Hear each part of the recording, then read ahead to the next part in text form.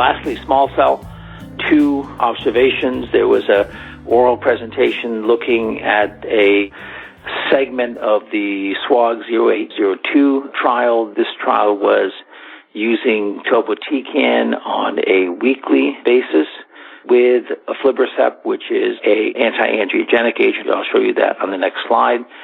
In the SWOG design, there were 2 subsets of patients, platinum sensitive and platinum refractory. This presentation looked at only those platinum refractory patients defined as progression within 90 days with extensive stage disease or within 6 months after limited stage disease. Obviously, all these patients had largely first-line platinum-based therapy in this particular setting. The topotecan schedule was different than the FDA-approved schedule. Those schedules have not been compared head-to-head. This was done based on convenience of weekly versus receiving topotecan over 5 days consecutively.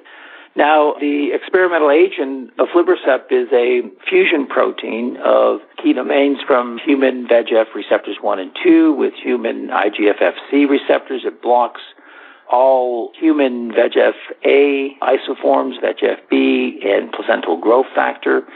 And it is a very high-affinity antibody. It actually binds VEGF-A more tightly than the native receptors, and therefore it takes the VEGF ligands and makes them unavailable for interaction with VEGF receptors, either on tumors or within tumor microvasculature.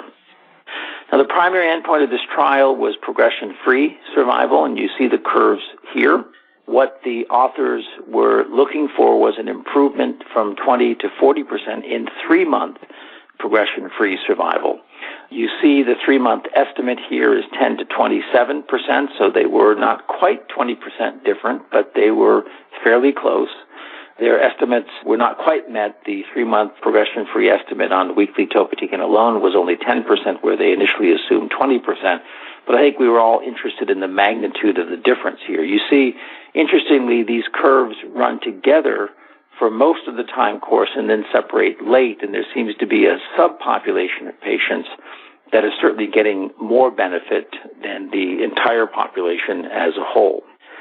Conclusions from this, again, I just showed you the 3-month progression-free survival data that does provide some optimism in this population.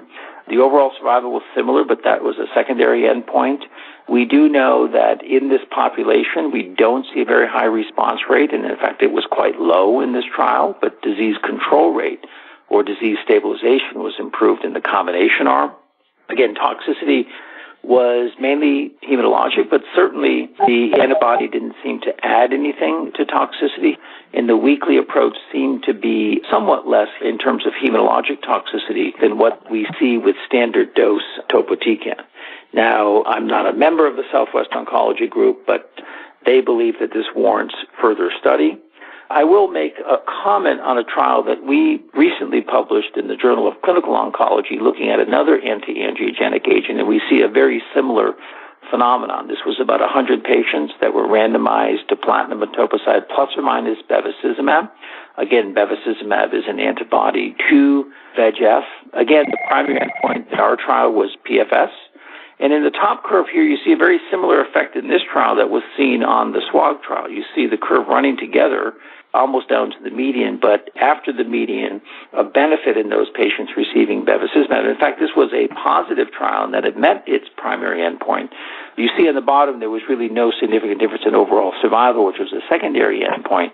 In this population, like the SWOG, there were no unique safety issues with these anti-angiogenic agents in the small cell population, either first line or second line. So we have these 2 observations where perhaps we should have a hint of optimism with regard to the use of anti-angiogenic agents, at least these agents that are antibodies targeting the VEGF ligand. Whether or not they'll show benefit in clinical practice with further study is not entirely clear, but this is clearly a population that needs, or currently is an unmet need, and we need a new idea. Now, many of us were optimistic that one of the new ideas may be amrubicin. And at ASCO this year, we saw the Japanese Clinical Oncology Group present a first-line trial exploring amrubicin versus irinotecan in extensive stage disease. Many years ago, the Japanese group presented data suggesting that cisplatin irinotecan was superior to cisplatin etoposide. That trial result has not been replicated in U.S. studies, and this may be unique to Japanese populations. The Japanese tend to limit their clinical trial accrual to up to 70 years. In the United States, obviously, our median age of lung cancer is 70 years, so this would exclude half of the patients that we see. The comparison here was between the standard defined in the previous JCOG trial, cisplatin irinotecan, versus cisplatin and amrubicin. There's been a wealth of data with regard to amrubicin either as a single agent or in combination with platinums in Japanese trials.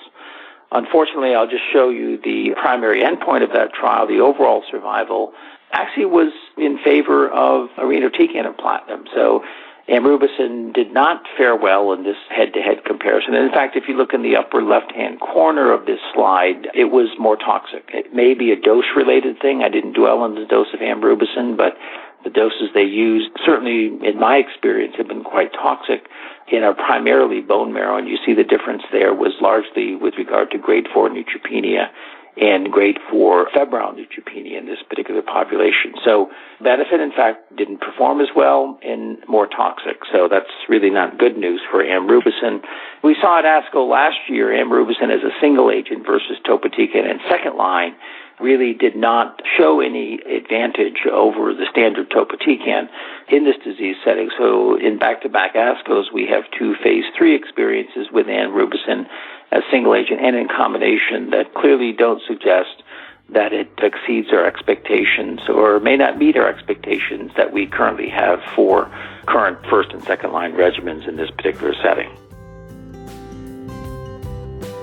Thanks for listening. If you like and learn from our GRACEcast, you can subscribe on iTunes by just searching for the term Cancer Grace, find podcasts in the subject you want, pick a format of audio or video, and then just click subscribe. It's that easy. And for those of you who don't want to miss any of our programs, there's even a feed for all subjects. You can also find us on YouTube at Grace for Cancer Info, and that's the number 4 in one word, Grace for Cancer Info. Finally, if you haven't been there yet, please check out our GRACE website at www.cancergrace.org. And don't forget that donate button in the upper right. Our content, which helps tens of thousands of cancer patients around the world every month, is made possible by your support.